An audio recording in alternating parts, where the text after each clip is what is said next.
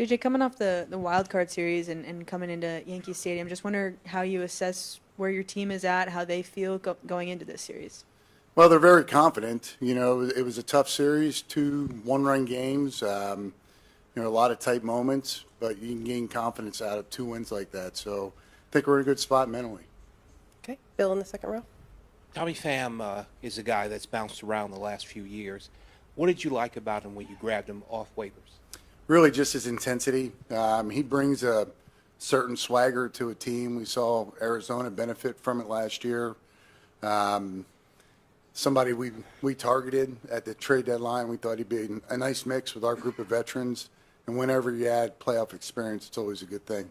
How has he done since he's been here, and what's impressed you the most about him since you've seen him? Well, just leadership. You know, he's had a couple big hits. He had a big home run for us early on, but really it's just the way he comes and competes every day. I mean, we had live BPs yesterday. He wants to hit in live BPs, constantly working, wants to perfect his craft, and it's very evident that he wants to win. The other day was the first time he wasn't in the lineup for a long time.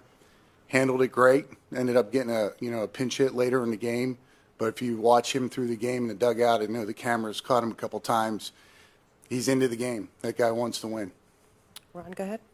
As you were going through last August, September, October, how did you go through in your mind the steps you wanted to take to change the mindset? Well, it clearly started with the starting pitching. I mean, that was, games are won and lost on that mound, and our starting pitching wasn't deep enough to compete at a high level.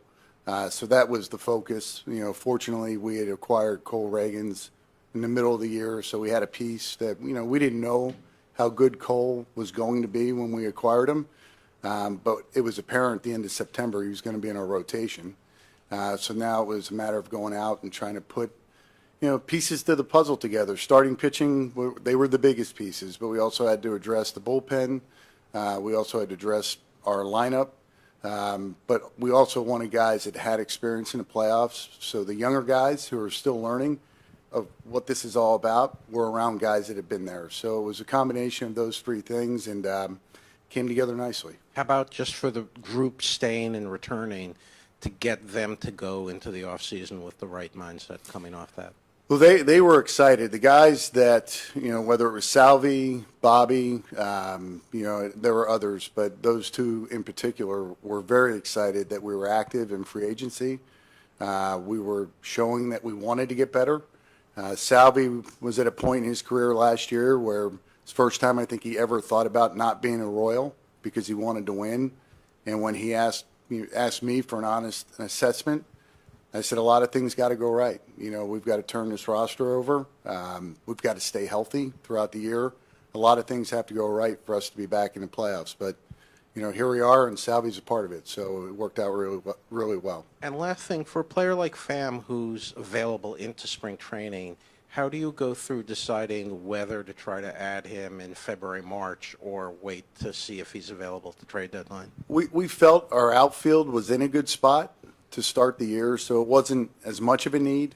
We thought maybe a right-handed bat would be helpful, but we were comfortable starting with the roster that we had in April, late March. But then as you're going through the year, you're evaluating the team. We're staying in the race. We're playing good baseball. Now you start thinking like a buyer at the deadline, and Tommy was a guy again that fit the needs of the team better at that point than he did early in the season. Okay, fourth row on the right. Hey, JJ, how you doing? I'm wondering, when you guys were looking at Will Smith in the offseason, how much you guys just said, if we sign this guy, we're going to the World Series. It's not that simple, but, Will, the reason we wanted to acquire Will was really because of what he would bring from a leadership standpoint, his experience in the playoffs, and we know him very well. And when you're talking about trying to build a culture of winners, Will is the epitome of it. He's won more than anybody the last 3 years, and really the history of in a 3-year span with 3 different teams. That was his value. What he was looking for was a spot where he could compete at the back end of the bullpen. We had that. The year hasn't gone quite the way you wanted to from a performance standpoint. However, he still had a tremendous impact in that clubhouse through the good and bad times. Okay, we'll go to Jalen in the front.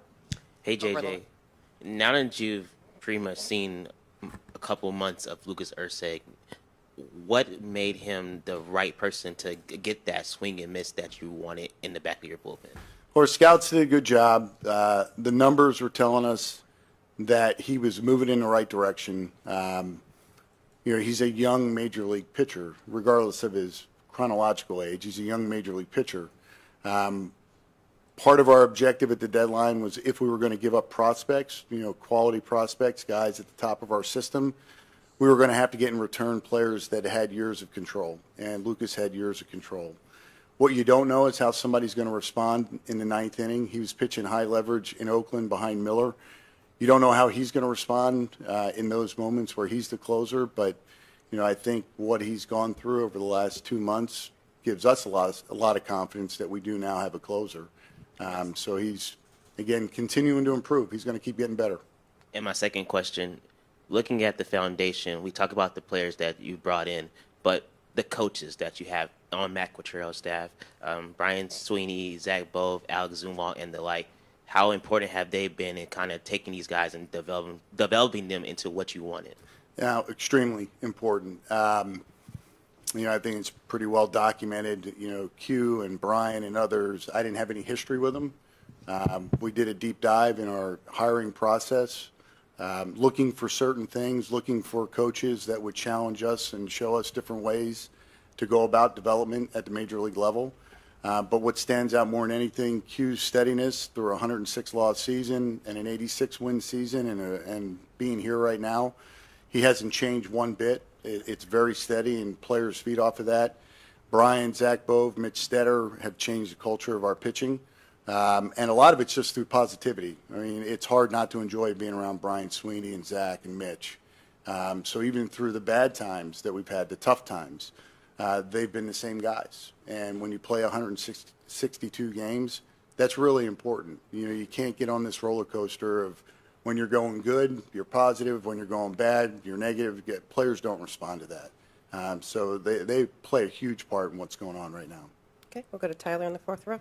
Hey JJ, two of the big guys that you have really paid off are Lugo and Waka.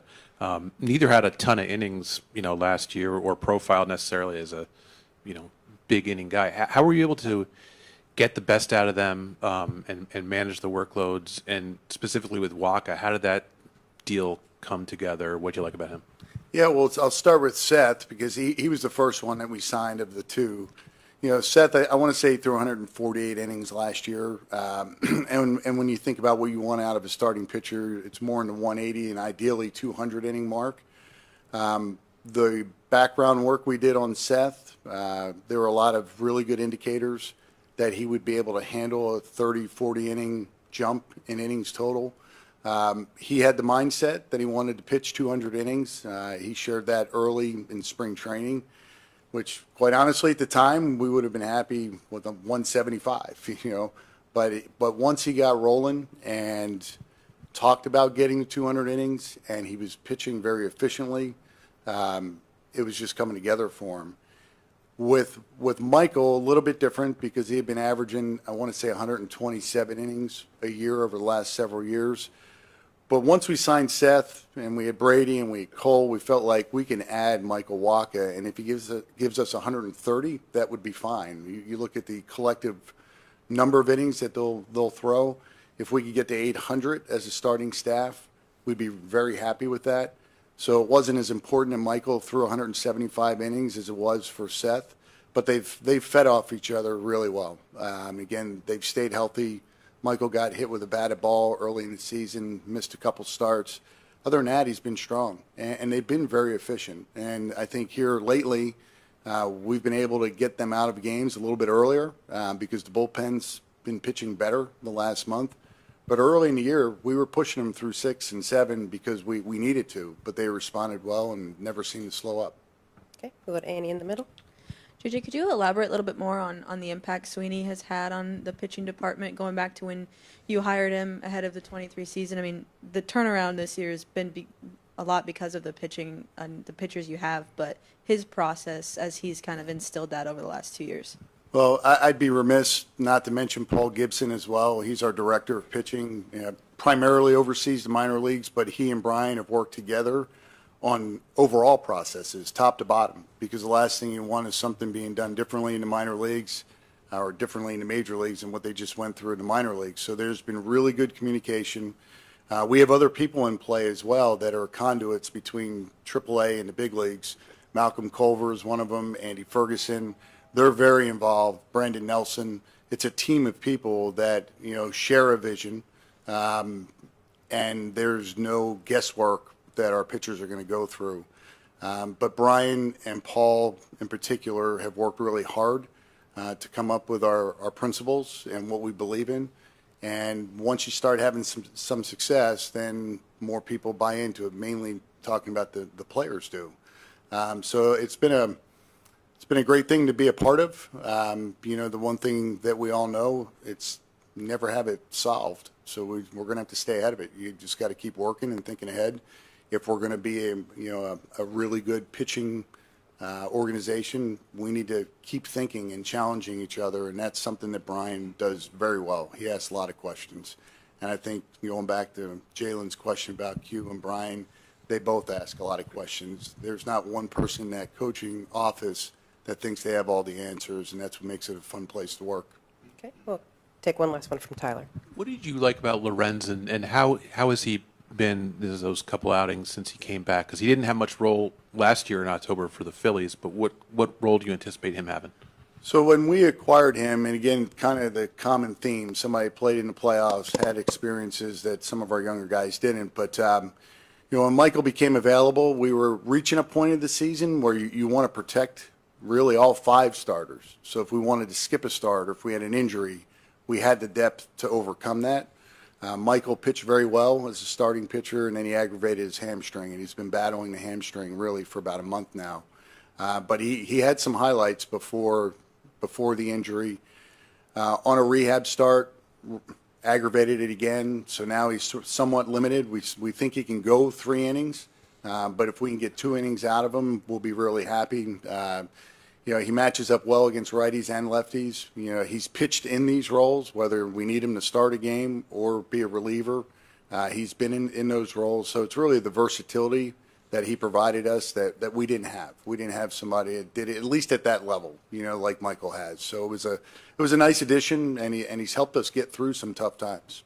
Okay, really appreciate the time, JJ. Thank you so much.